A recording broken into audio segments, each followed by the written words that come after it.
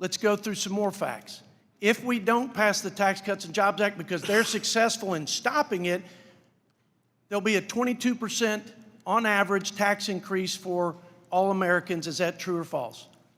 True. They'll lose about $5,000, $6,000, the median household income, they'll lose about $5,000, $6,000 of their family budget. True or false? At least that amount. Tax Cuts and Jobs Act, did the top 10%, did the top 1% pay a greater share of taxes after the Tax Cuts and Jobs Act? A much higher percentage, sir. Did the top 1% that paid 38% of the entire cost of the federal government actually, after TCJA, pay a higher percentage of the cost of the federal government, going from 38% to 45%? True or false? Yes, sir, 7% more. And the top 10% was paying 70%. Top 10% earners in this country pay 70% of the freight of the federal government. After the Tax Cuts and Jobs Act, they are now paying 75%. Is that true or false? It is correct. So another false claim during the Tax Cuts and Jobs Act passage was that this was a tax cut for the rich and for corporations.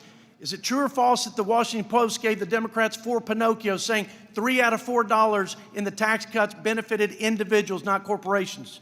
I don't read the Washington Post. Well, they gave 4 Pinocchios. Even the Washington Post could not tolerate that misleading and false claim.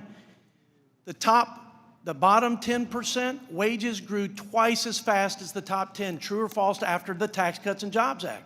Yes, sir, and household net worth increased substantially faster for the bottom 50%. True or false, did the poverty rate sink to an all-time record low after the Tax Cuts and Jobs Act? Yes, sir. Did we have the lowest unemployment rate among minorities and women after the Tax Cuts and Jobs Act? Yes, sir. How can these things be true and what they're saying true, Mr. Secretary?